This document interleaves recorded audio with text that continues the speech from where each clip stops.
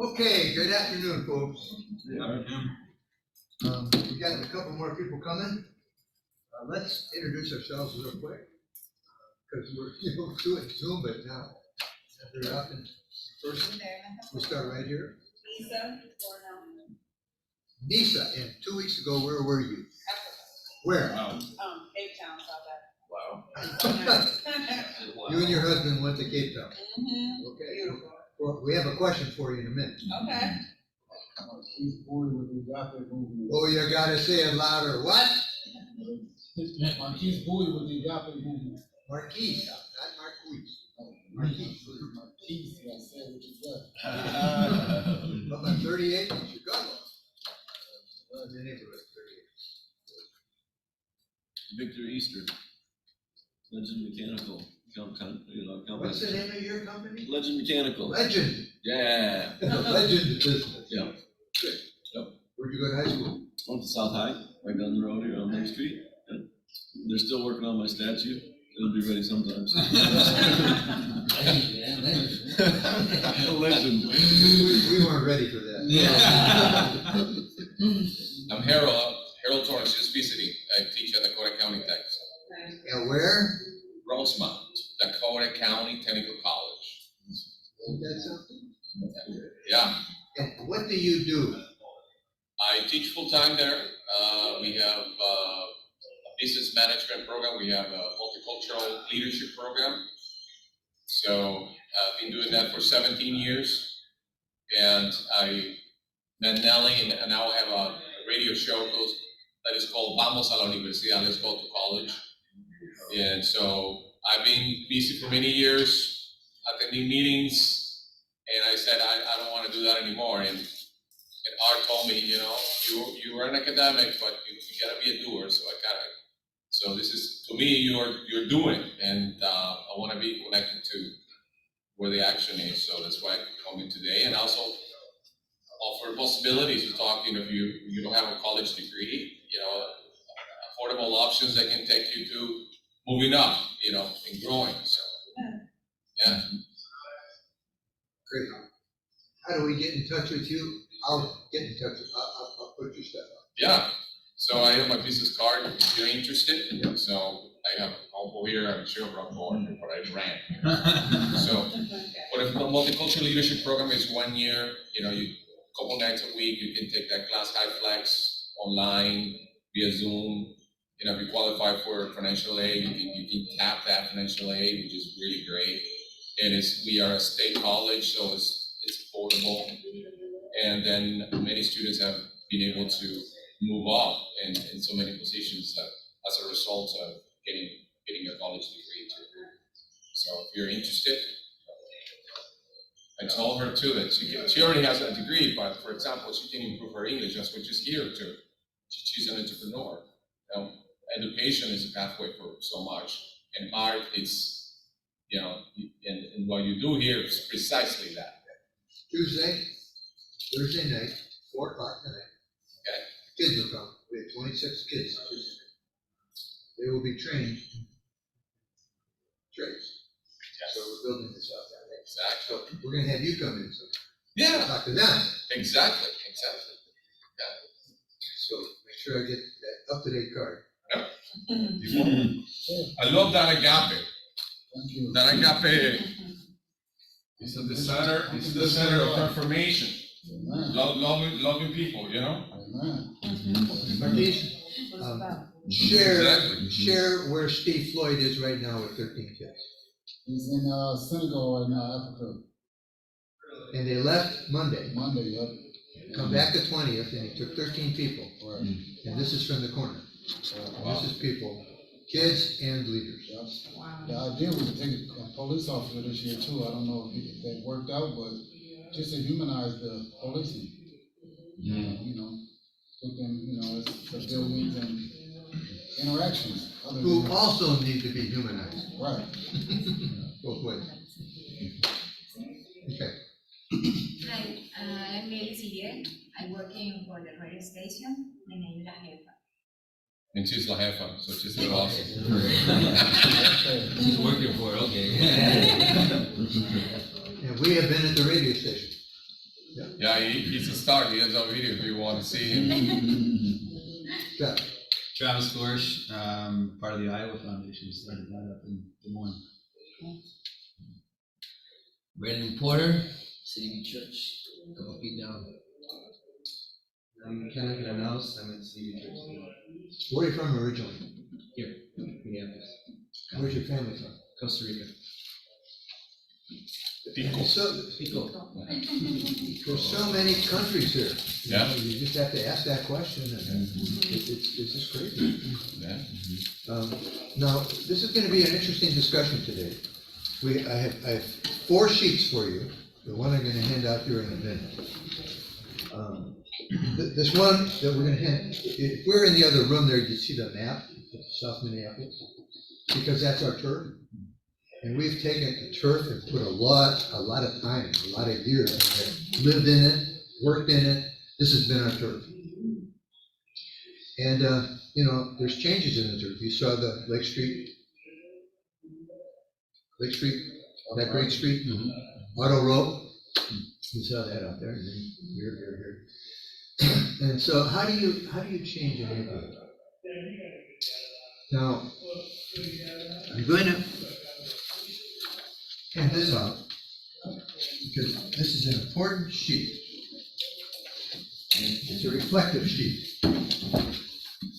It's a reflective sheet, okay?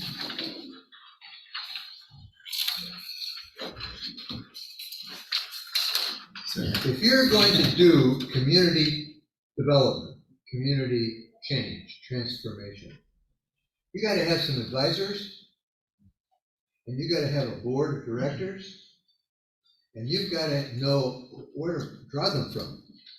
Does that make sense? Because in a community, what do you have in a community?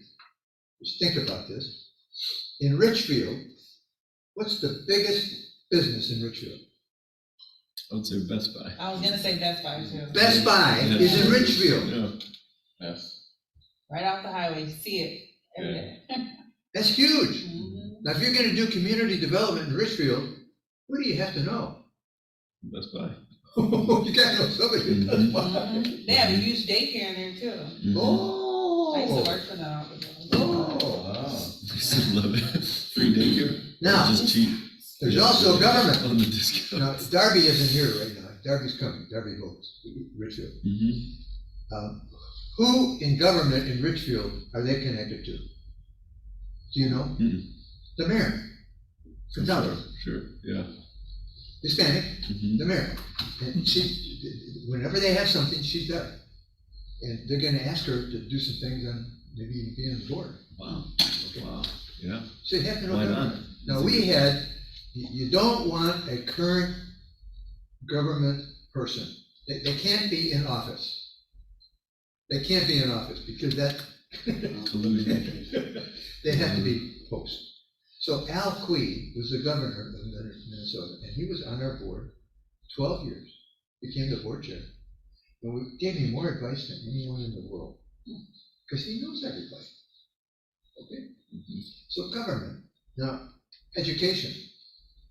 Education, now, in a neighborhood,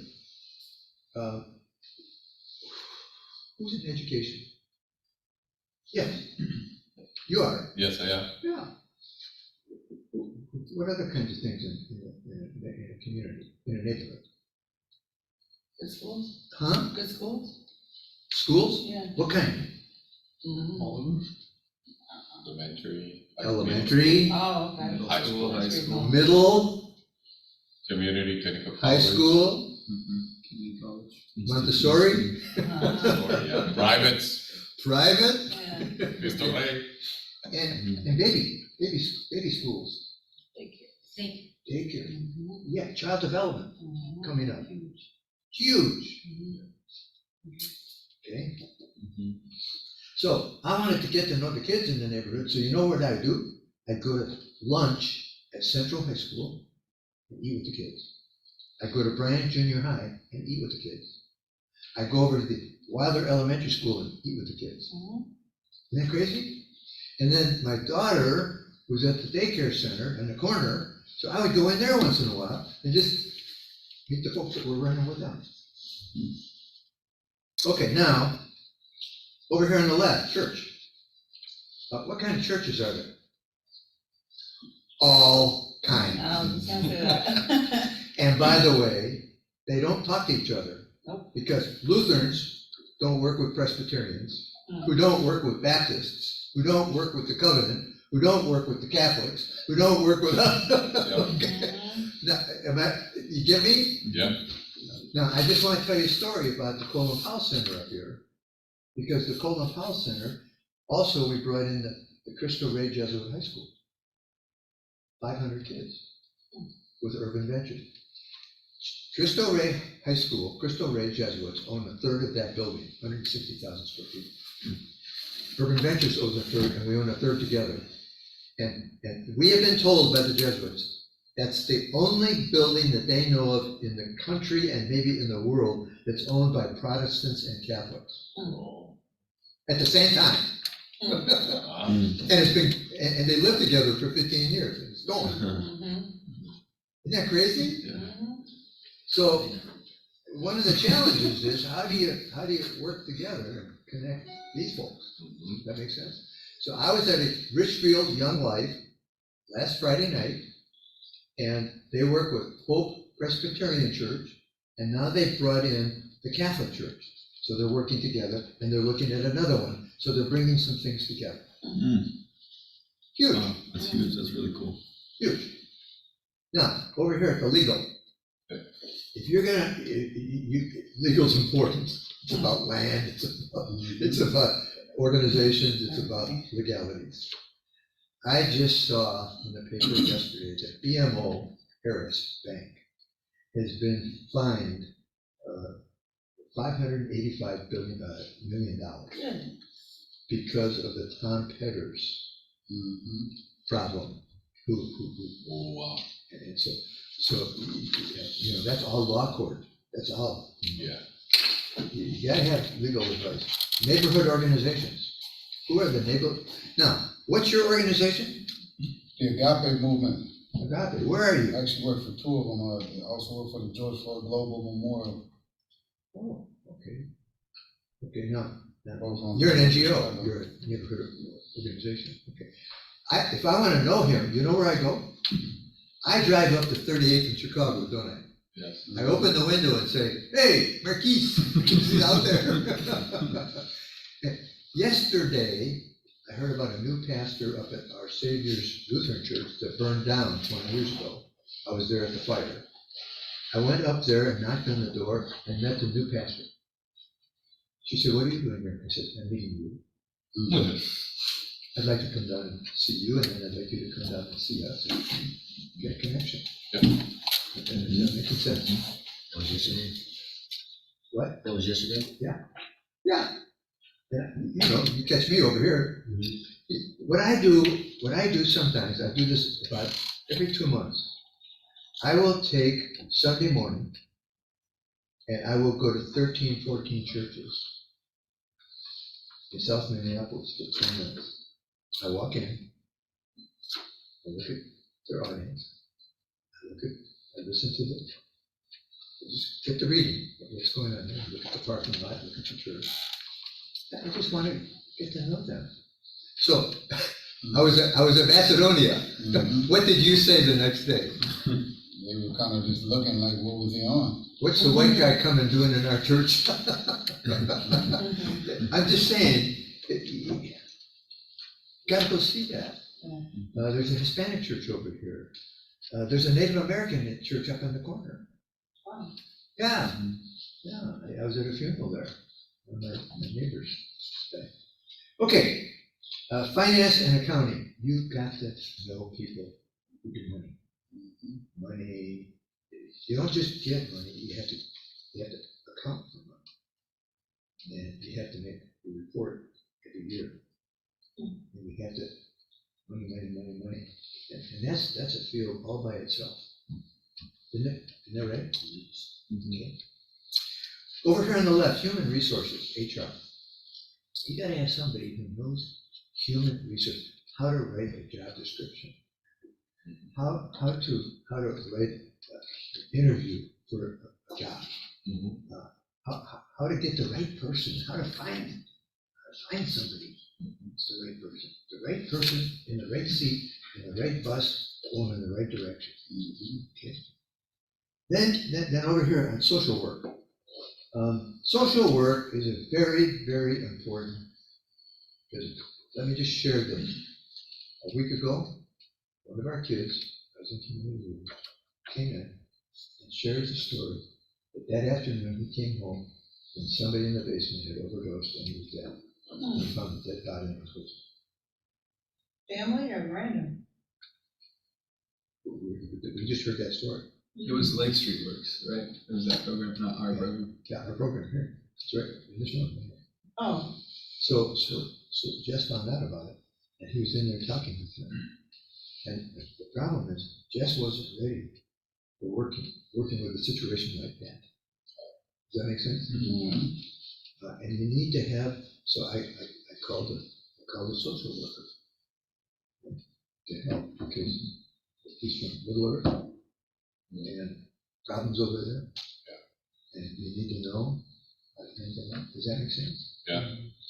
Now, then you need a mental health worker because maybe there's some mental health issues with that.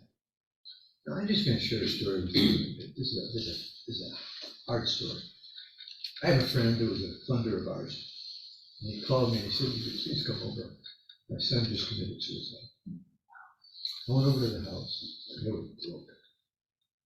And I said, "Where is he?" He was downstairs. So he called in.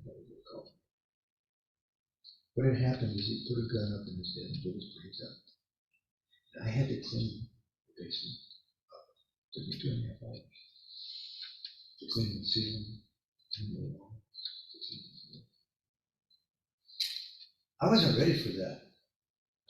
I needed some counseling, and I had to get them some counseling. why did you do it? Because I was their friend. They didn't want to call the cops and stuff right away? Well, no, they didn't know what to do. This is trauma. This is trauma. This is difficult. And they need counseling. They need the counseling. Okay. Now let's go down to marketing and publications. Marketing is getting your message out. Getting your message out. You came here, got your little message out. Yeah. But you also have a website. Yep, yes, And you also have some literature. yes, There's some marketing. yes. Okay. Now, marketing and publications is very important. You do marketing, you get it out there, Yeah. don't you? Yep. Okay. And that's publications. How do you get Agape out? A lot through word of mouth. Word of mouth. But a lot of visitors that come to the square. Because your people are neighborhood people. Right. They don't do this. They do this. Okay. Now that's different from development and sales. You're in this business. You will market legend. But selling is getting it in. Marketing is getting it out. Selling is getting it in. And that's different because a marketing person never asks. A salesperson says, "You want it? You gonna buy it? Let's close it." Marketing people don't do that. Convinces you how bad you need it. What's that? Convinces you how bad you need it. It does, but in the business world, there's a difference between marketing and sales. Okay. Now, you see the last one, an event planner. Because if you're going to put something on, you need somebody who knows how to put an event on. And event planners never have their name or picture on anything. Never. Nobody knows who did it, who's been at the event, unless something goes wrong. And if something goes wrong, everybody's like, "Who did that?" Right? But there's a giftedness to event planning. Is that okay? Because you got to plan the place, You gotta plan the audience, you gotta get the word out, you gotta get the speakers, you gotta get the music, you gotta get the sound system, you gotta get the food, you got boom, boom, boom, boom, boom, boom, and it all has to come together in that hour. Right there. Parking, everything, right? I mean, just all this, you have to have a map for people so they know where to go, blah, blah, blah. That's a gift. Now you need people around you. You can't do all this. No. You cannot do all this. In fact, you can't do any of it, except one thing. You see this and you say, how do I get people? How do I contact the corporate person? How do I get a government person? How do I get people? How do I connect with? Does that make sense? Now there's one more thing that you see in the middle. What do you see in the middle? The vulnerable. Because in a neighborhood, it's the vulnerable that nobody knows what to do with. And many people don't know where they are. Now they do today because they have 10 cities. Okay. You go under the bridge right up here, there's 16 tents this morning. Okay. Because they're coming back. They're coming back on Lake Street. I don't know if they're coming down on 38th, but they're coming back because it's getting cold. And the vulnerable. Now, who are the vulnerable? Who are the vulnerable? I would say those that are impoverished or those that are homeless. Homeless.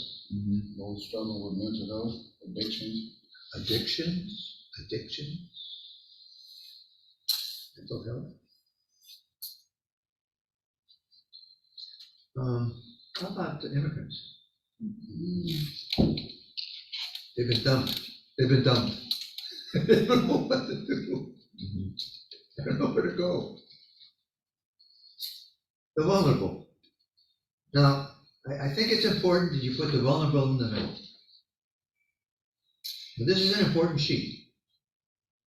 Because I'm going to share something with you, because this is really important. These people all do something for the vulnerable. The government, what will the government do? They'll do some things. We give a little money to do this.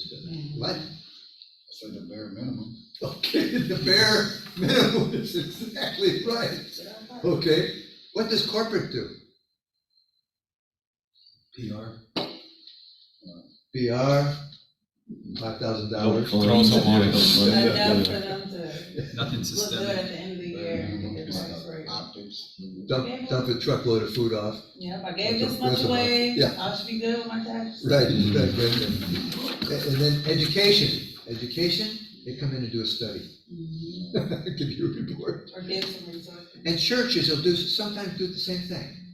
They'll do a little. Food drive or something like that. Yeah, drive for food.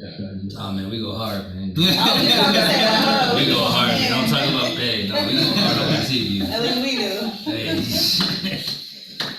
Continue. So I'm just saying. No personal attacks. I didn't mean anything by it. No. Now, thank you, buddy. Hey, nice to meet you. What happens is people up here put an arrow down to do something for them.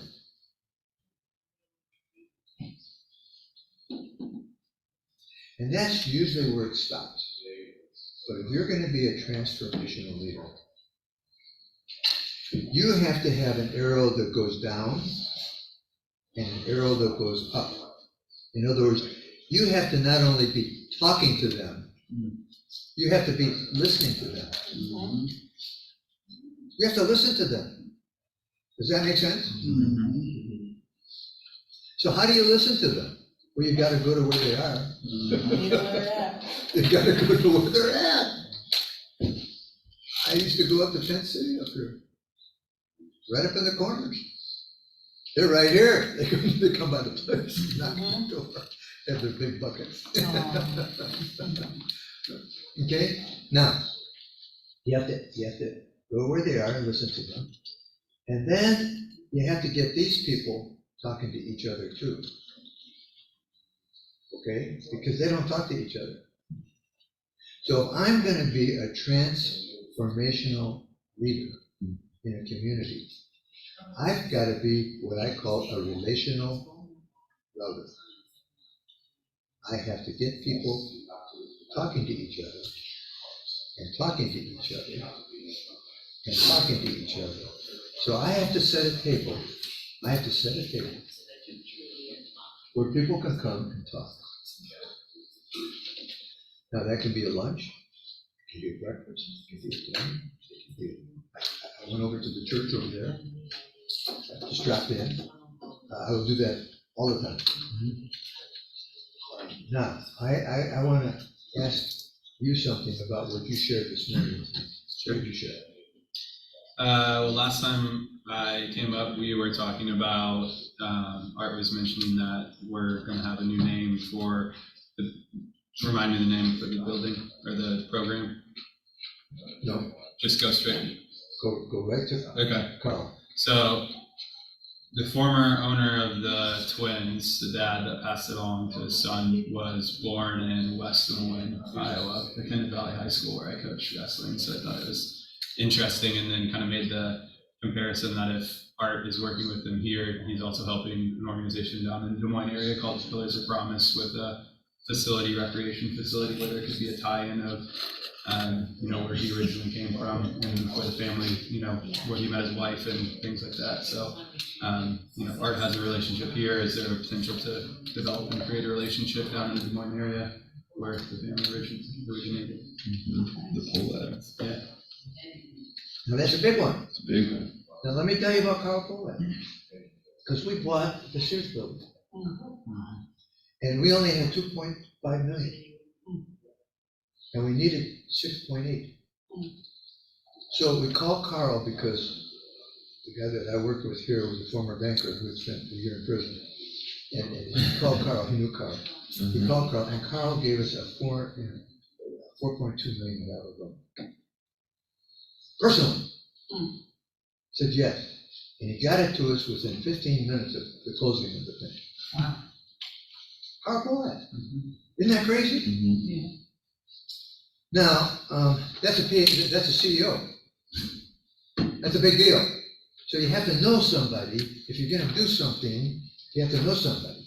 Now let's just push this a little farther, because if we go down there and we get to know the Polats here, then maybe they would do something back there, because we just found a history. Sure. You just came in with a history about Des Moines. Yeah. Carl. You see how you, oh, Jim, Jim, your dad was from Des Moines. That's where he met his wife. That's where you met your mom. Did you spend any time down there? Oh, where'd you go to school? Blah, blah, blah, blah. So there's a connection. That makes sense? Who's the head of Best Buy? I couldn't tell you. Who is the founder? Richard Schultz. Sure. Richard Schultz, big money. Sure. He lives down in the Caribbean. He has a big island. He designed it all. Doesn't he have two sons, right? He got in trouble. I remember he came in after he got in trouble. I know how he got in trouble. I do too. Okay. Now, later, Brad Anderson, who started the first Best Buy store down in Lake Street, became the CEO. I went to a CEO lunch that Brad was speaking at. I wore my suit. Nobody kicked me out. I waited in line, went up at the end, met Brad. I said, we're building the Golden Pulse Center. He said, where? He said, I know exactly where that is. He said, I was raised in Phillips. My father was a Lutheran pastor. I lived 12 years there. Let's go have lunch. He ended up giving us $2 million from Best Buy. The board chair, who was an African American, BestBuy.com, called me this week, John Thompson. So it's relationships. It's relationships. And we had a relationship with Best Buy. They brought Magic Johnson for one day. They had a contract with Magic Johnson for $5 million for 5 days. $1 million a day. They gave us. Wow. We got a big fundraiser. That's crazy. Now, I'm just saying, isn't that interesting how a CEO can give you this, and this? Brad Anderson used to, he graduated from Harvard, and so he used to say like a bunch of like IMAX, and all the technology we needed for our communication department. Because he graduated from Harvard, which is like crazy. In Iowa. Yep. So, okay, isn't that interesting? How important that is, and how to have people around here. Now, churches, we started building a relationship because I had a young life club in Diane. We went to different churches out there that had a lot of money, built relationships, and they funded us in the early days. Does that make sense? Because they gifted you. So that's an important sheet. Does that make sense? Get people talking, get people together, build a table that they can be at. Come together. Let's stop. Feedback. What do you see? What do you think? Oh, I'm gonna ask one more question. Listen, you and I talked about your trip.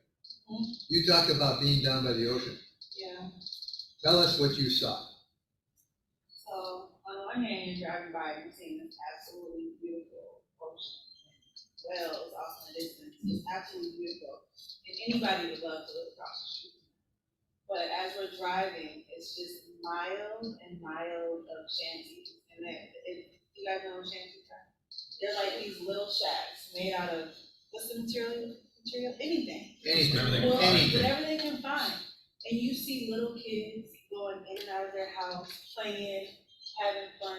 It's millions of these shanties. You see people cooking. The vulnerable, the poorest of the poor. Yeah. And then in between, mansions, beautiful mansions. They can actually enjoy looking at this ocean like that.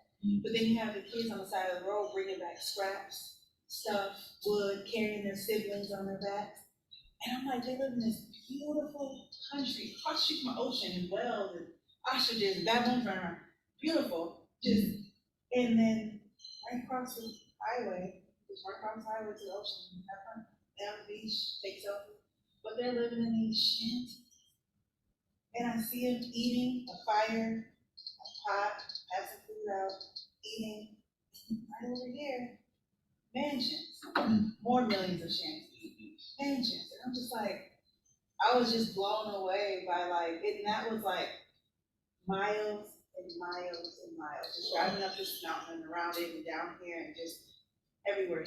And some of them had, what do you call that thing on top of your house to get cable? They had those. And I don't know how they made it work. And there was like wood connected to some of them and sticks, and they were making, and it was a commute. And it would seem like a big family. And I'm just like, we're so, here in America, we are so, even our homeless people, like. Different kind of homeless. I've had different immigrants tell me that. One of my friends who worked for me at my last business that I worked at, he's from Venezuela, and he's like, oh man, the homeless people here, I'm sure they have it bad, but it's nothing like where I'm from. He's like, it's destitute. These people haven't eaten for days. They can't find a car to give them $5. You know what I mean? So, it's a little like folks live in a gated community, drive down 35W, downtown, work, go back out, know how to get to the golf course, know where to go to the airport, know where to go to church, know where to go to the Mall of America, shop, and then don't know anything about anything. Just totally unconnected. Isn't that interesting? So we live in a world that has to be brought together. That's why we need to set a table for people here to come in and see it. People that have lived in the cities their whole lives that have never been to certain places. Like I saw that in San Francisco a lot. Like, they've lived in San Francisco their whole life, but they never, been here. Like I did more touristy stuff in San Francisco, but it went both ways. They weren't going to Oakland and, seeing what was over in Oakland. So the flip side is you got that with this. And then you have this that never goes anywhere. Yeah. Some people are never getting out, and some people are My never. tent, Yeah. my shanty, that little 4 square block. The question I had on these, Yes, where would like other nonprofits or people similar to us, where would they fall in these categories? Like, they with fall in the fact that you're all in competition with each other because you're after the the same same bucks. dollars. The nonprofit is always going after the same foundation Yeah. money that everyone else is going after. So, But are they beneficial from an advisor, board standpoint? well, no, they've never, what I found is nobody ever pulls them together.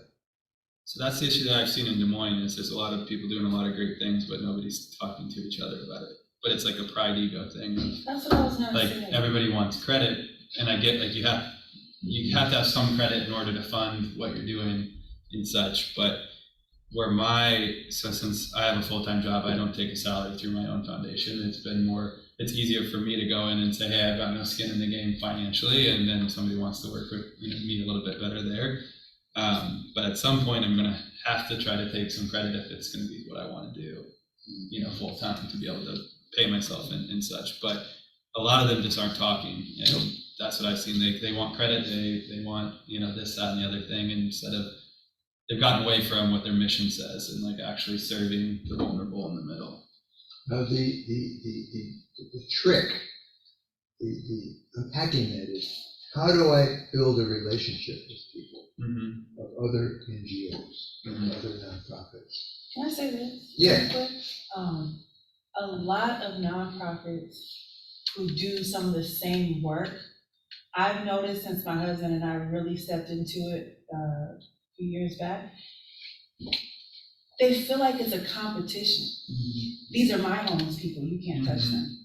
Versus what they actually need. Exactly, I'm gonna reach out to these people for funding, or these are my kids that are going on my Toys for Tot list, as opposed to, okay, we have these people in our community that need help. They're closer to you over here and over here. How can we work together and make this thing big and really help them? I've noticed that I'm the type of person, like in our nonprofit that we run, and I like reaching out.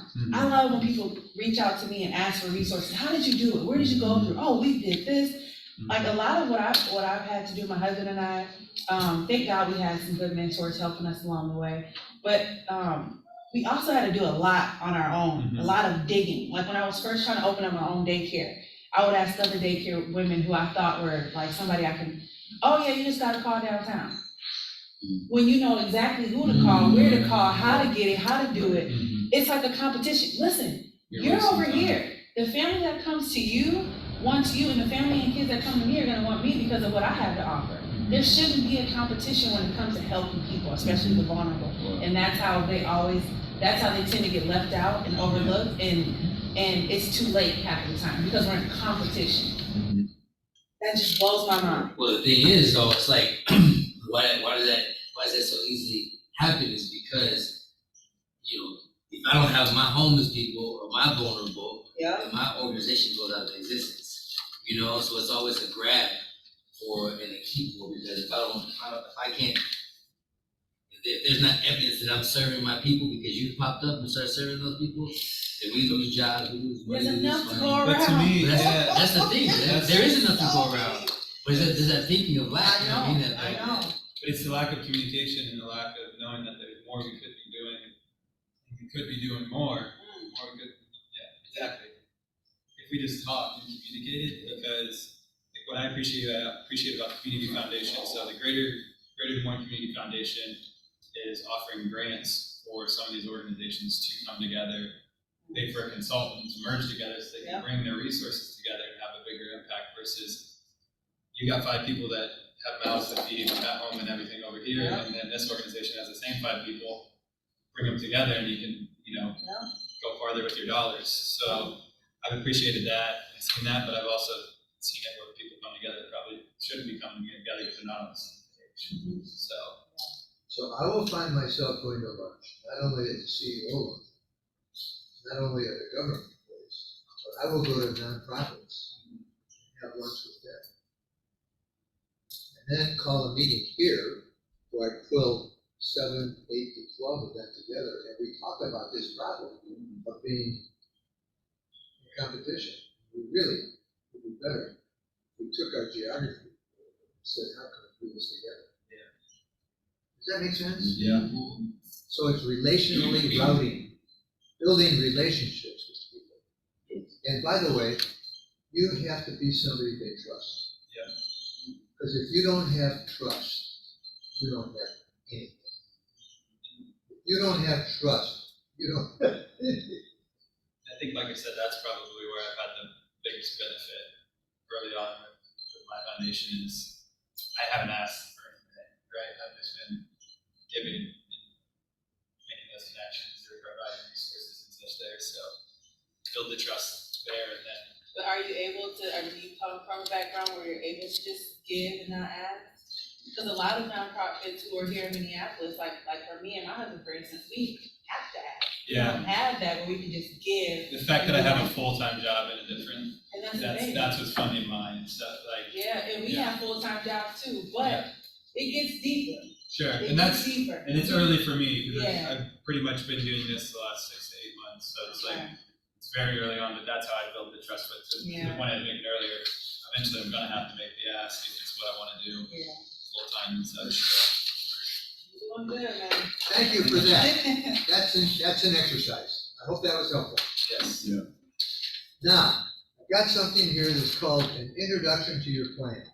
We have the plan over here. That's the last thing we're going to work on. But an introduction to your plan, I have some questions. Your development, who do you serve, and who's your team? You see the three dots? Now, your development, what are your strengths? What do you do well? What don't you do well? That's important. That's important. And your improvement needs. So would you fill out that with a sentence? Let's fill it out. What are your strengths? Victor, what's one of your strengths? I would say that I'm a very decent relational router, and I'm good at building relationships. That's why you're in sales. Yes. Very good. Okay.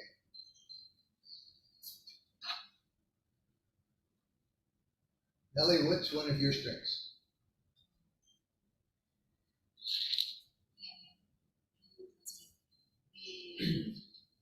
¿Cuáles son las Sí, fuerzas? las fortalezas. La estaba haciendo ahorita puedo decir que soy sociable. Esa es una de las fortalezas. Como amiga, para que no te vean. She said she's social. Sociable. That's why you have radio. What's one of your strengths? I'd say communication. So I am able to communicate things over people. Travis, what's one? I also said the relationships, communication, but I also wrote vision and strategy. Strategy. Right then? Definitely relational communication, and yeah, I think that really does push me a lot forward. I think also belief. I think belief moves me to do stuff. Okay. If I believe in it, it's Marquise? I say consistency. Consistency. I get some of that. right. This is what you said. My strength, one of my strengths, I said, is connecting with people, no matter their background. You're connected. Yeah. That's good. So put the rest of the other two in there for you. Now, I'm going to ask you what you do well. That's a skill. What do you do well?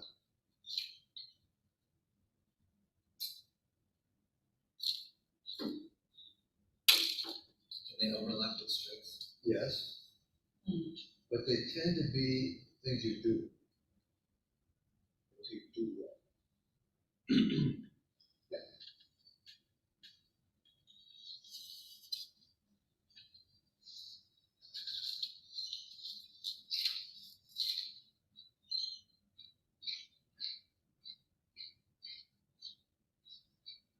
Marquise, what's one of the things you do well? Talking with people. You do. You are talking with everybody up there. I have to break in on you every time. Marquise! Nellie, what's one of your skills? What do you do? Describirle mi. Como algo que haces muy bien en el trabajo. Es la segunda pregunta que dice, what you do well. Ujú. Siento que los retos o los cambios para mí, los retos, más que todo, soy una persona de desafío y reto y creo que es lo que yo hago mejor. Como, Lo estaba buscando ahorita en traductor, dice que challenge. como cumpliendo una meta. Ajá. She said she's like good at like completing challenges. Nice. She's a completer, a finisher. Okay. Yeah. How about you? One thing I do well, spending time with youth as a youth director. Good with kids. Yeah. Travis? I put innovation and entrepreneurial, which I think aligns with the vision and strategy of kind of doing things that other people might not think of, or trying to find those connections like we talked about with the story this morning. Okay. Brandon? Yeah, I put restorative or expanding. Like, if you see something that's like that has been not working and functioning correctly, I can go in and I can say, this needs this to happen to make it work well. You're a fixer. Or a fixer, or if I see something that is working well, I can try to fix it so it even works even better. What did you say, Victor? For what I do well is I work in a team well, and I also like adapt and make improvements. You're a team player. Yeah. Okay. I said planning. I love Planning? planning things. Okay, then finish those up. Now, the next one is those are for what don't you do well? Yeah.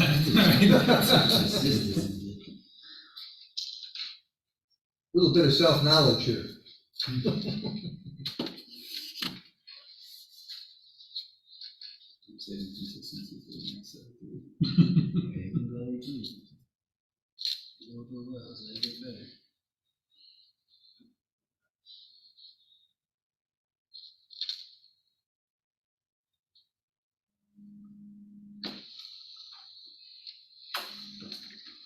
How would you answer that, Victor? I've got a couple of different ways to answer that. I was just actually asking myself that, because what don't you do well? Well, I often take on too much. That I don't do well when I take on too much. You know, it's a weird answer. I don't do well when I stress. And I don't do well at stressing either. So I overload and I get stressful and. there you go. Yeah. Travis, how would you answer that? I think they're all a little bit connected, but the first one I put was saying no, being able to delegate like stuff, which Are you saying you don't say no? I don't think I say no enough. I think Okay. I probably overcommit in some areas, and then it spreads me thin. And Different way to put it. Yeah, exactly. Yeah, very similar. Brandon? Yeah, I put like discipline. I think I could be very disciplined to a point when I'm excited about something. If I believe in it and I'm excited about it, there's nothing that's gonna stop me from getting it done.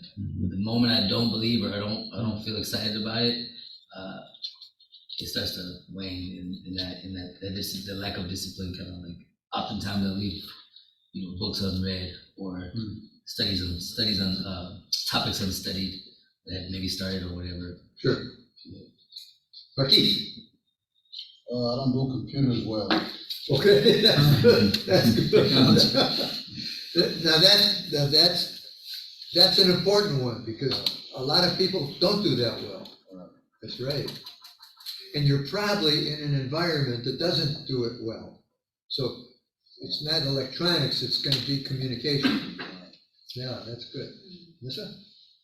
For me, one of my biggest things, I said being on time or procrastinating. Like, I know I can do what I do well, and so sometimes I'll pack on a lot, and I'm like, I know how to do these things, but then when it's all said and done, it comes down to it, those little things have become big things, and then I don't get it done on time. And sometimes I'll wait till the last minute, I have to be somewhere maybe by 12:05, and I leave out the door at 12:03. That's just, I gotta work, because I'm like, I can do it. So. You're doing too much. Yep. Yeah. Yes, sir. Ok.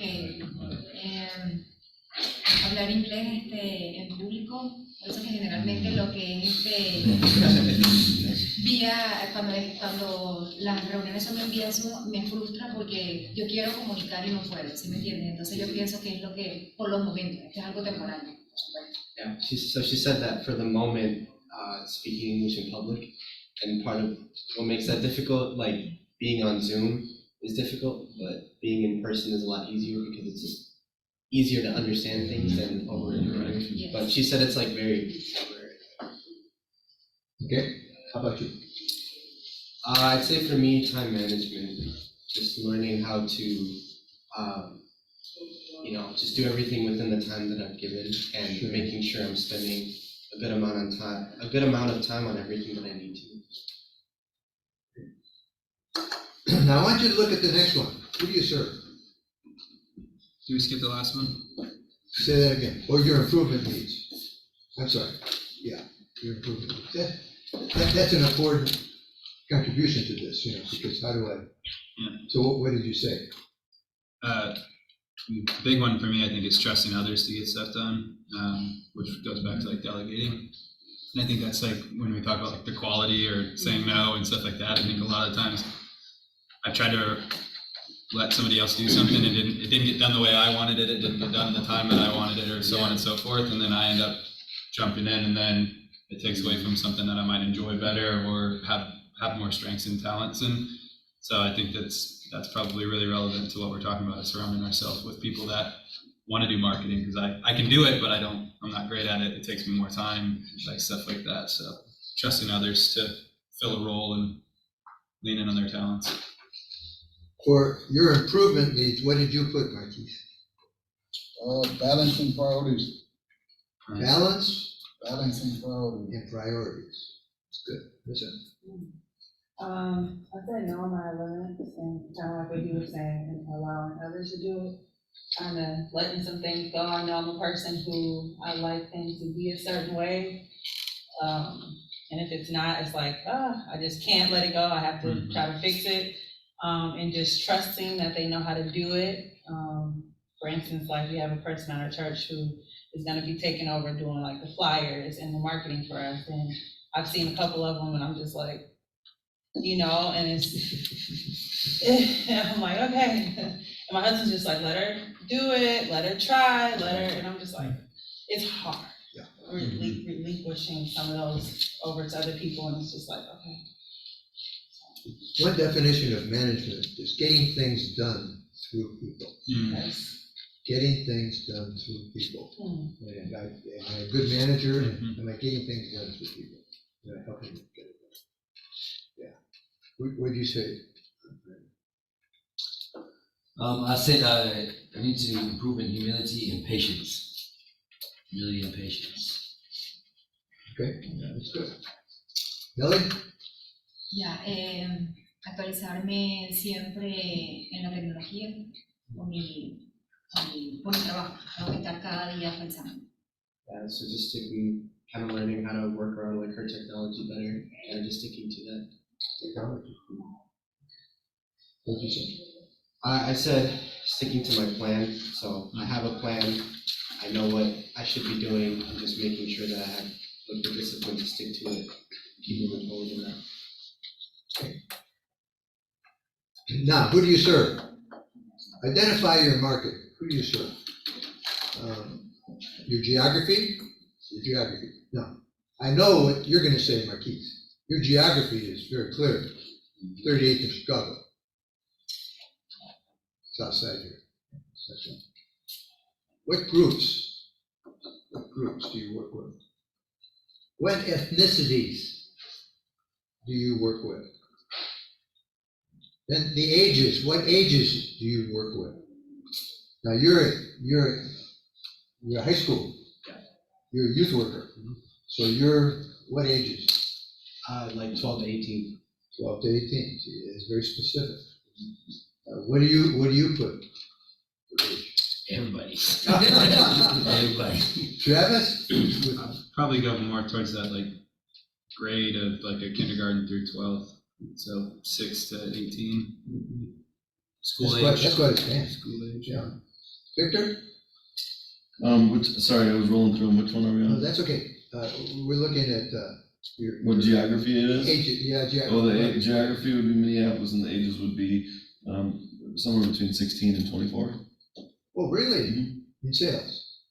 Well, I thought we were talking about for our group here. So This is getting for your plan, for what you're gonna be doing. right. So I see myself being able to help people from the ages of 16 to 24 land positions. Okay, that's what you're gonna be Yep, doing. in different fields. Yep. Okay. Mhm. Nellie, ages. 14 to 75. 14 to 75, pretty It's good. correctly or no? So that question I don't understand. Ken. So, who do you serve? La gente que, digamos, la gente que usted quiera que escuche el radio, Okay. que digamos, la gente que usted That's quiere a good mandar, answer. que sería 1475 sería. Okay. Yeah. Okay. She just wanted to clarify. Okay. Martin? What age? Which one we on? What ages? I got youth as young as 10 to 26. Okay. Ages, I got both groups here. Youth, and we right now are working with middle school to high schoolers. And then for the homelessness, pretty much anybody. The what? Homeless, community, Is what? Then you get into economic class that you're working with. And then you get into the cultures. Now, the cultures are interesting. What are the different kinds of cultures that you can work with in your geography? Minneapolis, you get a good diverse group. What's that? Straight up Africans, Indian, African American, Caucasian, Asian, that's it. Those are people's Oh, groups, yeah. okay. But your cultures, what kinds of cultures do you have? Think about that for a minute, Okay. because what are the different kinds of cultures? I think of as gang culture, Mm-hmm. Oh, okay. prison culture, Mm-hmm. athletic culture. There's a whole athletic culture, right? Yeah. Wow. Deep. Radio culture. Your radio, Media, maybe media. multimedia. Would you consider? I feel like I'm looking at dyslexia culture on the notes that I've been taking from past classes, and I had like some notes about like Midwest. Is like a culture. It could be a It's Midwest different culture. from the Midwest to the deep South to the West Coast, East Coast. That's true. That gets very wide when you talk about cultures. Yeah. It could be explicit. And I'll tell you another one, is small city, or small town, big city. That's a different culture. I grew up in Chicago. It's a whole lot different than Pine River.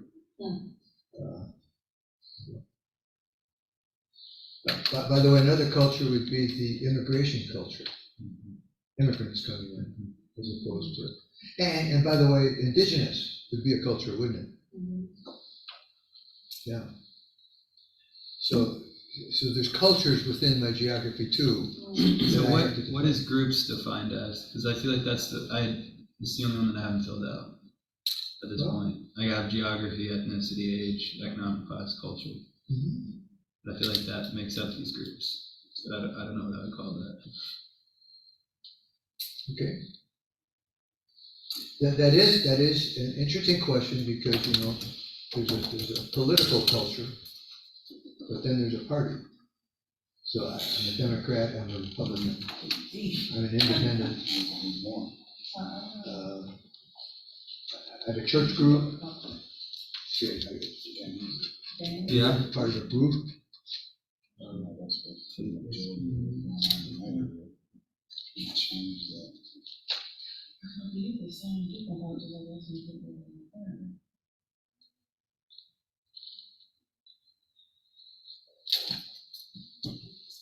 Now, these are interesting. Just look at these, aren't they? Think them through, because when you look at the map, you just see a map. But when you start to unpack it, you begin to see all sorts of.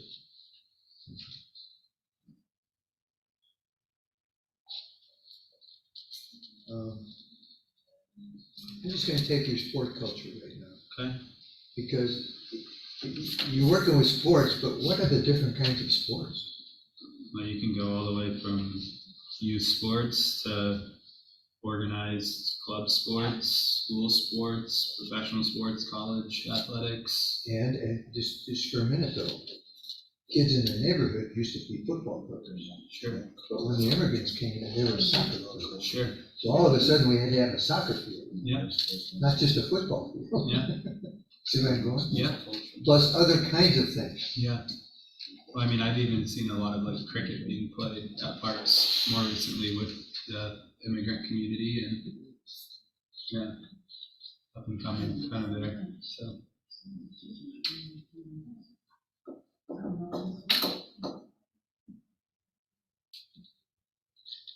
I don't want to get too complex here.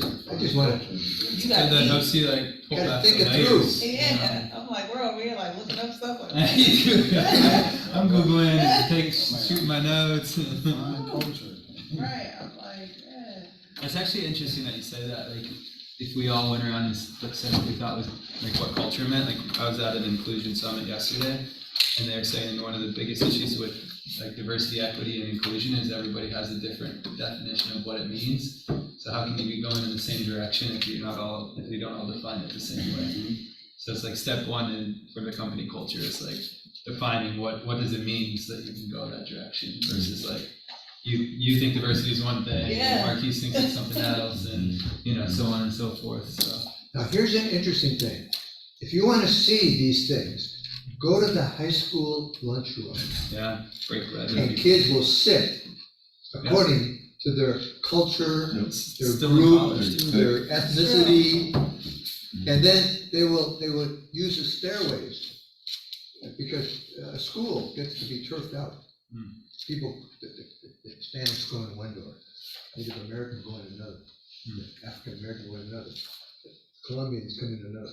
I'm just saying, you go to the school and you see it. Does that make sense? Yeah. It's like that at my college with sports teams.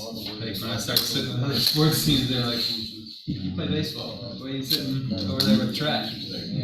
Want another one? Go to the Mall of America and see the different kinds of shops that are specialty shops. Yeah. And then just watch the people go in there. Get to know them. They're great. Go up and down Lake Street to the different kinds of stores, up and down, right? Yeah. Wow. Ethiopian restaurant. Hispanic restaurants. Thai restaurant. Okay. Now, that just opens up a whole can of worms here, doesn't it? Yep. And then what are their needs? What are their needs? So that takes a little time. That's a good question. This is a critical thinking question. What are the needs of the people I'm going to? Okay. Then I'm going to ask the question, what have you done? Well, I haven't done anything yet. Okay. Or I tried it once, or this is what I'm doing now.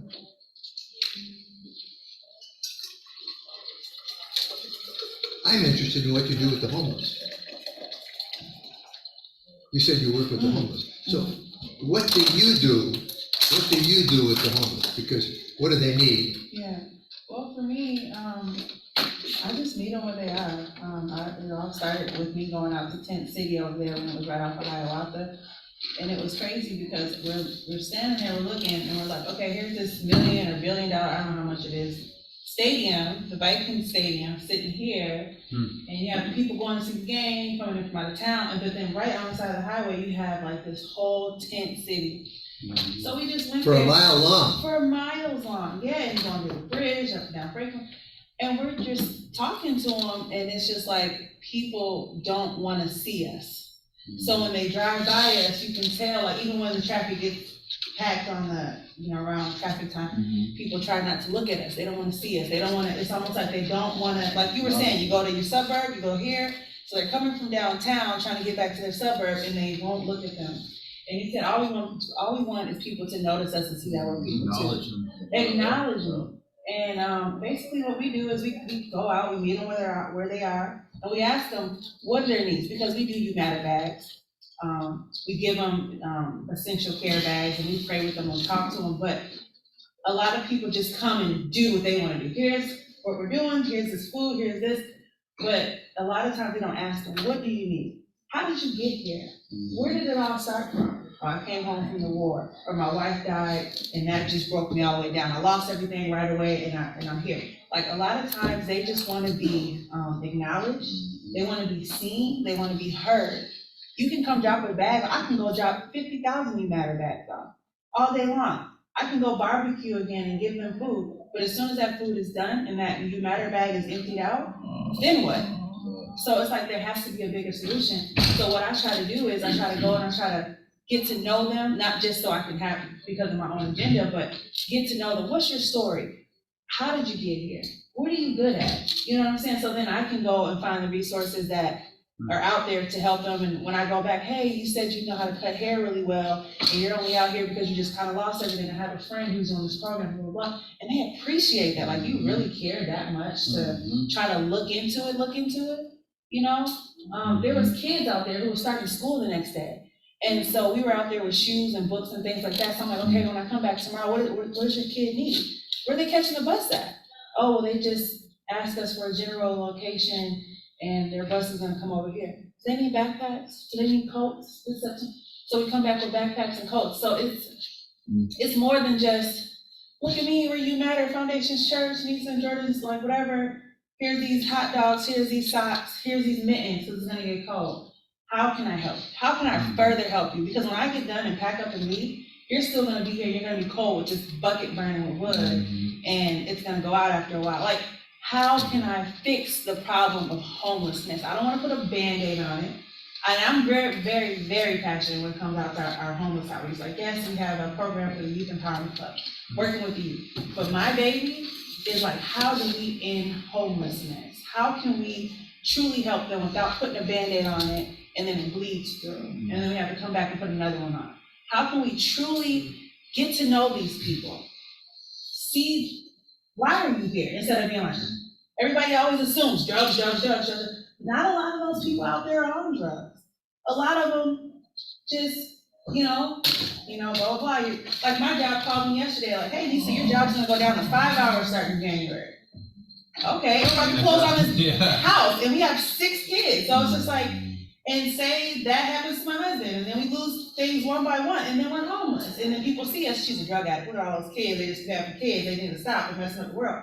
No, like, stuff happens to people, and we're just so quick to judge, and I'm in the car oftentimes with people, roll down the window, don't get them nothing, they go get a job. It's hard, I stink, I can't do my hair, I don't have clothes, I don't have the proper things to even get to the computer, they won't let me in the library because I stink and they think I'm on drugs. Like, there's so much. Oh, don't get me started. So, yeah. Let me share an organization with you. Have you heard of Avivo? Avivo, A-V-I-V-O. Their headquarters is on Chicago Avenue. They work with the homeless. Kelly Matter is the CEO. They bought a big building up in North Washington, on the west side of downtown, and they put 100 little homes in there. I networked it with Seattle, with Construction for Change, and they put them in there. And they put these little houses in there where people from the streets come in and live for 3 months. Bathrooms, washing machines, mental health care, financial health care, and they learn how to live in a facility and learn from other people, build a community. 6 houses in in group. And then go to apartments at the end of 3 months. Now, that's a good program Yeah. That sounds amazing. Transition. to know about, Yes, and yes, to refer people to. okay, Vivo. okay. I will send it to you, Please do. and I'll send you Kelly Matters Thank you. information, okay? So there was something that you said that I think reminds me of like a class or a training that I did when I was at the YMCA, and it was about symptomatic versus systematic change. And the reason it reminded me was because you're talking about putting a Band-Aid on something that's symptomatic, right? We're going because something already happened versus like, where do we go to the root of the problem? And when you're talking about homelessness, what is it? Is if it's not always drugs or addiction or something like that, where was it? And because you're having those conversations, you get to hear firsthand, like, this is what it was for me. It was because housing was too expensive, groceries were too expensive, I lost my job, I lost my wife, or whatever it was. So then we can go back to the root of the issue and figure out, well, how do we prevent that from happening, right? So I've heard, I'm hearing a lot, especially lately with the literacy initiatives and stuff of like, well, reading determines or has a huge impact on graduation rates. It has a huge impact on incarceration rates. It has a huge impact on homelessness and different things like that. So if it's so important, and just yesterday I heard at the summit again, it was like, okay, so the white kids in the Moines Public Schools are reading at a 60% proficiency level after the pandemic, but Black, Brown, African American, any minority kid is reading at like 24% literacy. So why is there that gap? In it, and is what's it beyond that? Is it attendance at school? Well, why aren't they attending school? Well, why can't they get to school? They don't have a vehicle. Their mom and dad are working 2, 3, 4 different jobs to put food on the table and stuff like that. So, yeah, I think what you were kind of talking about, like there are still symptomatic approaches that we need to take care of the people that are in the situations, but how do we get back to the systems and how they put it, why they're in place, how they're in place, and break those down. And real quick, it goes back to, and I work with these youth every day, and we have the same youth in the same school, in the same group. A lot of the kids during the pandemic, okay, you're gonna be learning from home. How many kids had internet? Exactly. How many kids' parents can afford a tutor? I have my girls getting a tutor starting next Tuesday. It's $85 a session for both of them. How many kids can afford that during the pandemic? I can barely afford that right now, and I'm gonna be honest, but I know my children need it. My children are coming from a school where they never sent them home with homework. I'm like, oh, that's kind of cool that you guys are doing a lot of work in school. They're at this college prep school now. I have my daughter's teacher calling me, we're very concerned about her academics. And I'm hearing, and she's passing on her classes, getting A's in her classes, and she's over at this college preparatory school now, and you're very concerned about her going to 2nd grade next September, and it's only October? Yeah. So it's just like, the school, they were failing my children, sending me reports home that, oh, they're doing fine, they're passing. Are they passing so that you look good as a teacher? Or are they passing because they're actually passing? So there's so many different factors, like they're reading at 60%. Okay, yep, you guys are during the pandemic, we're gonna get tutors to come in, we have a nanny that can help you, mom can stay at home, as opposed to both mom and dad are at work. Yeah. I have to get my sister off the bus, make sure they get in the bath, make sure they have dinner. Yeah. I'm stressed out because of this. Mom and dad are arguing now because they're stressed out about whatever, you know what I'm saying? Yeah, for sure. Like there's that difference right there. So when you go deep into it, it's like, well, yeah, of course, Malika's at a 20% reading a level of efficiency, and Brad's over here and they have the same, but it's like for his parents, because he get that tutor, he get that Took them extra to help. summer school, Took them to was summer at the school. library, have 100 books at home. You're watching got a siblings tutor. over the summertime, you're watching video games, nobody's pushing you to read, like me, sometimes I'm busy trying to make dinner for all my 5 kids and trying to get my work done, and trying to do this. Nanny, can you help me just to read that book back? I'll get to it in a second. Fill up, go sit down. No, Joy, get out of that box. Okay, what's that question you need to help my baby? So I'm like, listen, I'm gonna get my babies a tutor. The teacher is showing, and I said, I am very confident that my daughter will be ready for 2nd grade. I got on it and got a tutor. How many people can do that? Sure. Yeah. Sorry. Are you touching stuff that's passionate? Okay. That's what I like in person. Yeah. So what are their needs, and what have you done And what do you need to do? Aren't those good questions? Great What are their needs? What have you done? That's why it was important to tell you about Avivo, because that's someplace you can go find out, Now I know. because they're the experts. Yeah. Because they do it. Does that make sense? Yeah. And then what have you done? And compare that to somebody that you find out does it good. And then what do you need to do? Okay, now that's stuff you fill in. On your team, I want to talk about your team. I showed you the sheet, the color sheet. Now, I think you need to put names down. Who's your corporate person? Do you have one?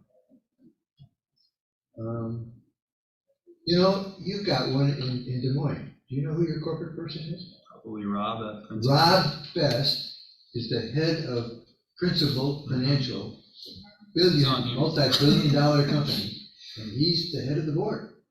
I also kind of had him on like the finance accounting side from that experience in the financial. Well, you know who I would put there? Who's the guy that heads up Oak Church? Brian? No, No. Michael Hurst? no, What's his name? Canary. I don't know if I've met him yet. Oh, he is the epitome COO. He's the operations guy. Okay. He knows everything about this. Okay. Okay? I need to get in touch with him. Oh, you do. What church you go to? I just started going to Valley Church down in West Des Moines. Not, Is it that big church? There's they have churches here, and then the community centers across the street, right next to the football stadium. If you're familiar with that. now let's go to Not government. Hope. Who's your government person? Probably City Manager Sanders or Ben Page. Either one, but the manager, the city manager, been up here, he Yeah. really gets it. Yeah. Ben hasn't been here yet. Sure, we're working on that. We're trying to get him organized. Okay, do you have anyone in government? But you start looking for them, you see?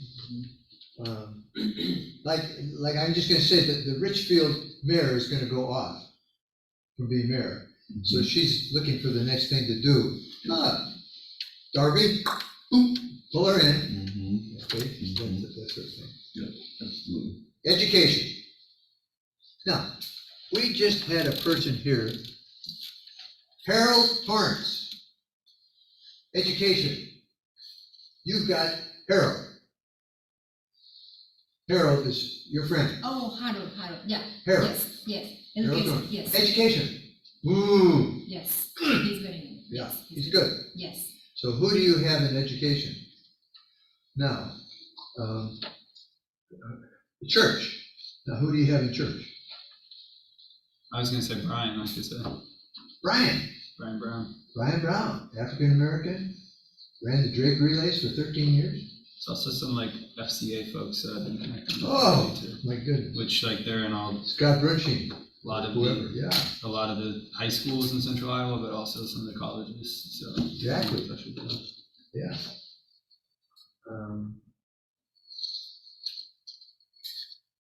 Brandon, I'm gonna ask you, who in the church? What church? I know you have a pastor, but is there anyone else? In the church? Churches? The church. Yeah. It's just, it depends on what you need. I know a lot of pastors and people. It just depends on what I need them for that I can tap into. Yeah. Let me tell you what I did. I went to a Catholic church over in St. Paul. Father Kevin McDonough. He was the vicar to the Archbishop. That's big. That's big. St. Peter Claver in St. Paul. I would go there every Sunday. I had him speak for me because he's really bright. He's really good. I had him speak for me at different things. So I had a lunch with him, and we're there at lunch, and I said, Kevin, I said, I'm a Protestant. I would like to take communion from you. Would you give me communion? That's an important question to ask a priest. Am I speaking, am I communicating? Yeah. Okay. So he said, Art, I want you to know that I studied church law in Rome for 3 years. I know church law. I have one question to ask you. Okay. Have you given your life to Jesus? I said, yes. He said, I'll give you communion. Now, a lot of priests wouldn't do that. A lot of Protestant pastors wouldn't get into this. That took now, he is the pastor of Incarnation Church over here now with Hispanics, and he has a wonderful ministry over here, and I'm his friend. So I have a friend in the Catholic Church who's partner. Isn't that good? So who do you have? And it can be anybody. Find somebody. Okay. Neighborhood NGO. You know, there's a lot. You know who's a good one? Jason Morrison. He's the new president at Crystal Lake. I took Jason around for 3 hours. We're close. So when they inaugurated him, he invited me over to the inauguration. I took pictures of him, and I sent them to him, because nobody else took pictures of him. And I gave him the pictures. I'm just saying, you build a relationship with an NGO. That make sense? What is the NGO? It's a nonprofit. Non-governmental organization. Non-government organization. Okay. A nonprofit. Got In it. the world, they're called NGOs. Here, we call them nonprofit. Okay. Now, who's your lawyer? Who is your lawyer? Get one. Got any recommendations, Art? Well, our board chair is Todd Andrews, who's a lawyer. Our board Is that chair common? Is the one of the advisory board people is a lawyer? That's the chair. You want a lawyer. You don't want 3 lawyers.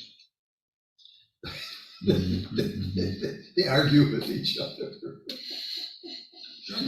Just get one good lawyer. Yep. And who's your financial person? Now, Jill, you met Jill. She's our COO here. She worked with Halliburton, which was a financial firm. She is an expert in finances. I ask her all the questions. Okay. And your human resource person, you have to have an HR person to help you. Somebody who really knows HR. Oh, that's so important. Who's your person? And who's your marketer? Who's the person that's going to market what you do?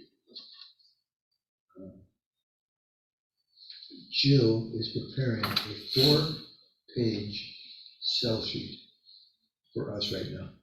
A sell sheet will tell the stories of Lake State Works, rising community leaders, and what we're doing. She's preparing that. Then sales. So our next board chair might be a guy by the name of Al Loomis. Al Loomis works for Jostens Corporation, and he sold the World Series rings, the National Football League rings, Final Four rings. He went out and he was known by Jostens as the ring man. Because these rings are worth $196,000 and they order 100 of them. Wow. We won the NBA. We have 100 rings. Al, they sent Al, who would get the ring? He was known as the ring man. Wow. That's a salesperson. He had 20 marketers, but he would go get the ring. Isn't that a kick? So you want a salesperson who knows what they're doing. And then an event planner. Oh my goodness, that's so important. What if that's us? What if we feel like that's the role that we play? An event coordinator? Yeah. That's fine. I've been doing that all my life. I feel like that goes into like the relational router. So if I feel like that's more, Yeah. it's okay to put our own name there. Yes, it is. Okay, 'cause that's. Just like- remember, That's how I feel just too. remember that when the event comes, you are it's a different discipline, Sure. because you're pulling it together for the date Yeah. Yeah, with the end product. yep. And you better have some people helping you. Sure. I'm an event coordinator, but I really don't want to do it. I let somebody else do that. Delegate. Yep, I do. Mental health, have somebody who knows mental health around you. Because that is the crucial problem today. Our kids, our people are suffering from mental health issues. They are bad. They are bad. And you know, we were out at the wall. Weren't you out at the wall the night that the kid at Richfield, two kids got shot at the homecoming game? And blew that thing up. Yeah. And by the way, one of those kids was related to. Yeah, a couple of my neighbors ran home from the game because they're high school students at Richfield. That was scary. I live 2 blocks from there. You can hear the games go on during the daytime now because they don't do them at night. They don't do them at night. We've been having a lot of trouble over there for years. I used to live about 8 blocks from the school. And it's just always something going on. Kids getting shot outside of school, bringing back into. It's just getting bad. When I was in public schools, just back in the day, when I was at South, a lot of the times if, a kid got kicked out of South High for doing something that was, inappropriate or something that the public school, Minneapolis public school system didn't appreciate or disowned, they'd go to the next closest school, which is Richfield. It's just outside of the Minneapolis public realm. And so you'd get a lot of kids there that really were rough around the edges, and then you mix them with a different crowd in Richfield where you have probably a lot of difference in money, in money between one student sitting next to the other, Then the vulnerable, the social work. I have a person who is a social worker for Hennepin County who's connected with us, and I call her all the time and she helps me. She gives me advice. She tells me where this person can go or what I can do. So get somebody in social work today. So this is an important sheet for you. Does that make sense? And then the vulnerable, who are you working on? You work with the homeless. Who else do you work with? The youth. Okay. And we had a tent city over here, and I used to go over there. And like I said, they come by here, and all sorts of things. So it's by the way, I showed up one morning here, and there were 40 cop cars around Tent City, and they were pulling everybody out. They were kicking them all out. They went out. They just kicked them out. And then the tractor, the plows came and emptied 35 truckloads of stuff as they cleared it out, and it's blocked off now. So our people are out in the streets. Okay. The vulnerable, who are you working with? And put names down. So, or categories. So this is your worksheet. This is your worksheet. It's a very good worksheet. And it's one we put together out of our experiences. So I will die by that worksheet. Now thank you for hanging with us today. It's 7:22. I'm going to give you this. This is the final. This is your final exam. We're going to work on this together for the next 4 or 5 weeks. This is good. And this is important. And you're going to fill it out. I'll send it to you electronically, or you can just keep working this out. Both. It's your organizational plan. What is the name of your organization? Put it in there. Now I want to say something about this. It needs to be practical. It needs to be practical. We're going to talk about names for a minute. I've had some people put in some very, I'll call esoteric. They're fancy wonderful looking names. That knows what to do with. I want to tell you what a good name is. Dairy Queen. What's Dairy Queen? Okay. What's McDonald's? Fast food. Hamburgers. Burger King, you know what that is. Burger King. Yeah, that's better. Burger King. That's better. And you know, I like the name Best Buy. Yeah. Best Buy. What do you do? Best Dollar Buy? store. Dollar store. You know what you're getting before you even go in. Dollar store. Well, maybe not anymore. Maybe $2 store. $2 store.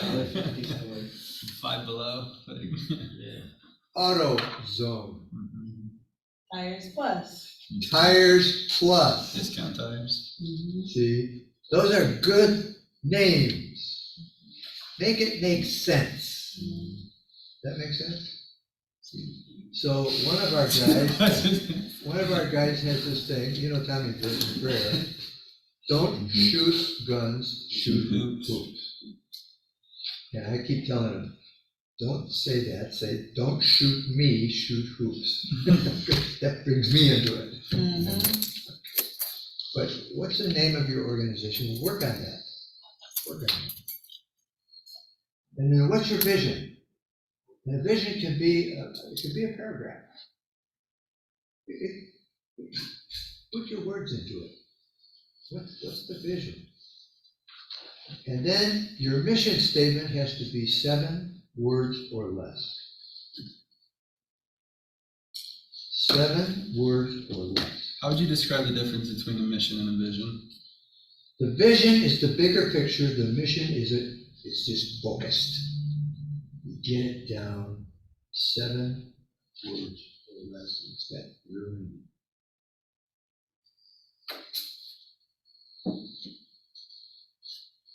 You already said that the vision is where you want to go, mission's how you get there. Okay, that's a good one. Brandon, that's very good.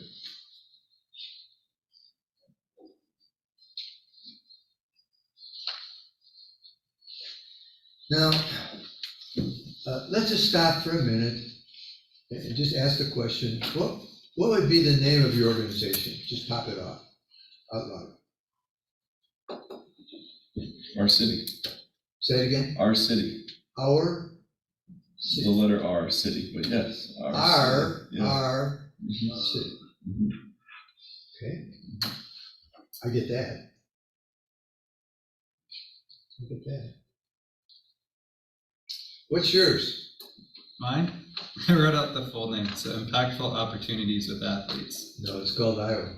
I know, so I mean, I've had a lot of conversations, especially as of late, that's like the Iowa Foundation is short and it people get it, but it doesn't really tell you what it is, right? It could be a number of different things versus when you say impactful opportunities with athletes, It's like, oh, you okay. know what it is. It's impactful opportunities with athletes. So So you have to put that together. The name of my Yeah. organization is Iowa. yeah, Let me break it down for you. yeah. Impactful opportunities. Because then I've been thinking about my mission too, which I've obviously had a mission statement before here, like before this class and everything, but it was longer and almost too wordy versus 7 words or less. I'm not even gonna throw it out there, but I put facilitate philanthropic partnerships between athletes and communities. I didn't put sports and education and support of other charitable organizations. It's just, Is it facilitate or facilitating? I put facilitate. Um, 'Cause I feel like that's what we're doing. But Nelly, facilitating, yeah. what's the name of your organization? My name, the organization is Radio La Jefa MNN LLC. Radio.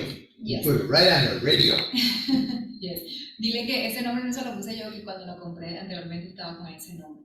So that wasn't the name she put, but when she bought it, that was the name. Yeah. What name do you use? For mine? Yeah. City Church. Okay, so you're taking what you're doing now. Yeah. You might wanna take your youth program. Your youth- Like narrow it down more Yeah, specific. just call it, city, but what's the name of your youth? What would you put on your youth program? Does that make sense? Yeah, that makes sense. Basement. Oh. Now, do you know why it would be the basement? They cleaned up the basement, which was a mess, put a youth center down there. And so it's the basement. Yeah, I like that. You like that? Well, Kirk Cousins action there. Well, you know why I like it? Because when they walk in the door, they know where to go. Yeah. And when you go down there, it's nice. Oh, it blew my mind, because I worked that basement. You know, That was like a mess. totally different now. Yeah.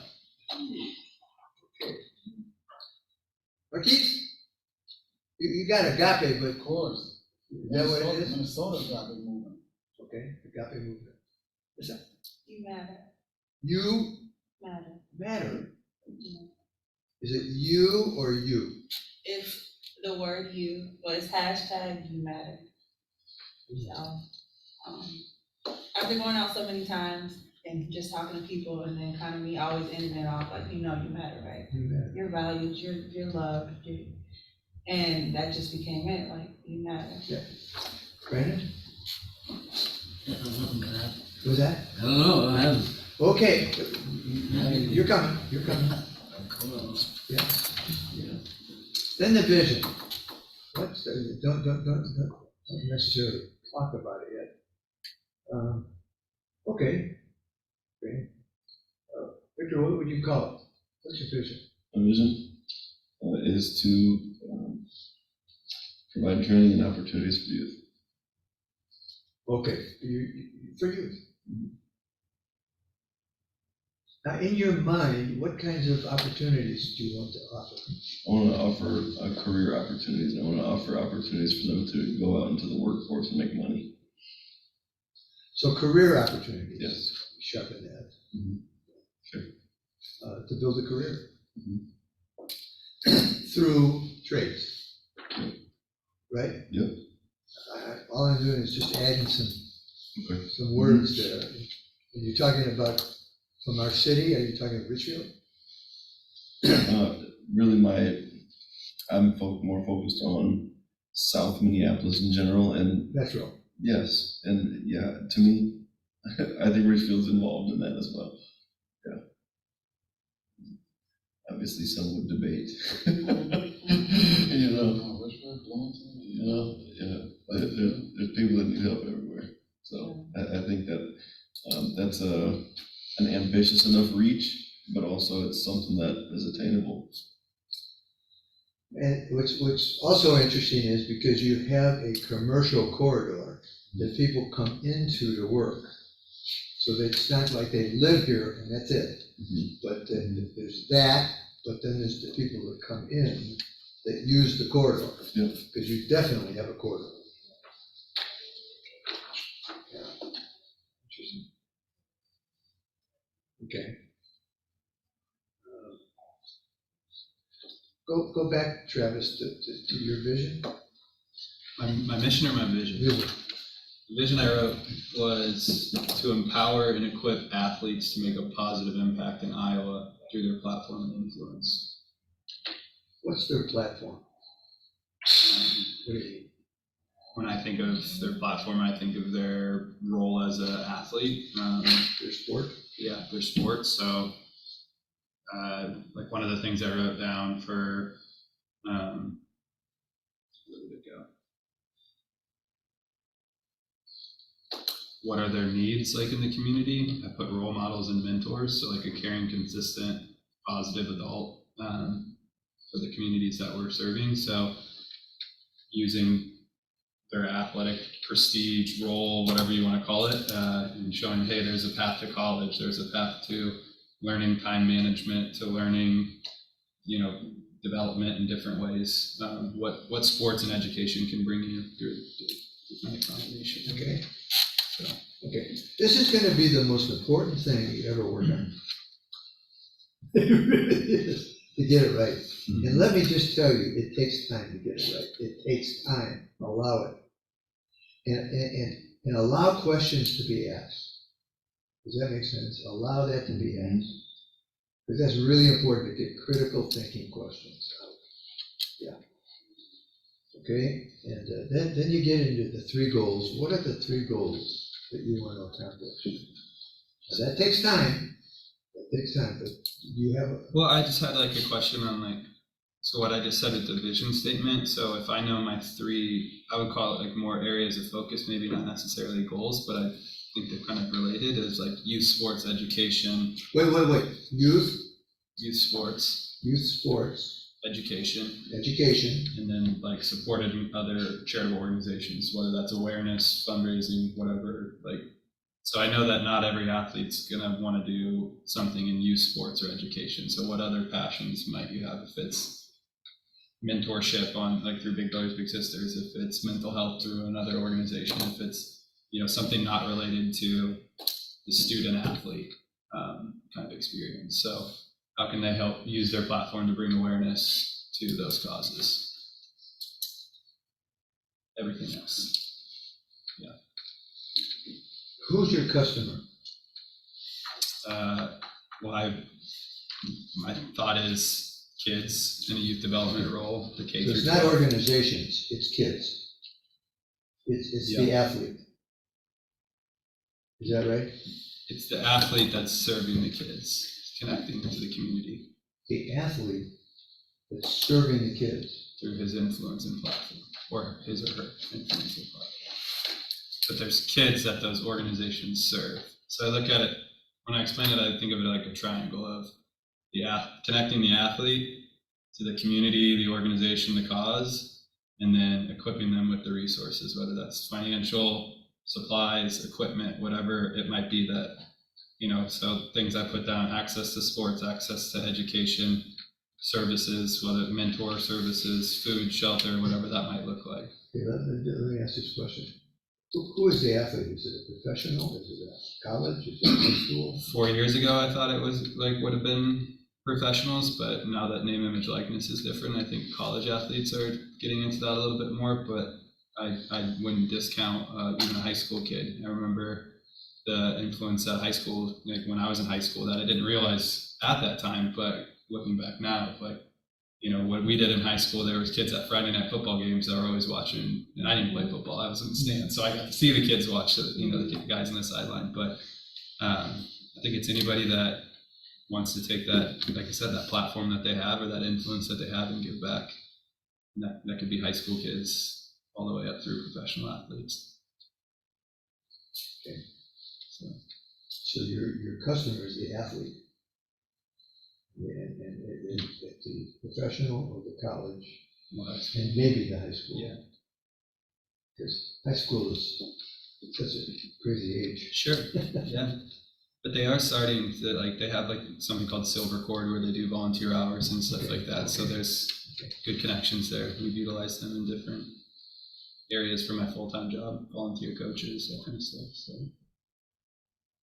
And it helps to have organizations like FCA that sure do those that. connections, the huddles. I went and spoke at a huddle the other day for Drake, which was nice. Okay. So you're working on your 3 goals. Yeah, right now I just make an impact on, and then youth sports equity and access. So providing more access to kids and equitable options for them. But I'm going to say, take those 3 areas and break them down more. Yeah. Begin to define a goal for that, or a goal for this, and a goal for that. Okay. That make sense? Yeah. Okay.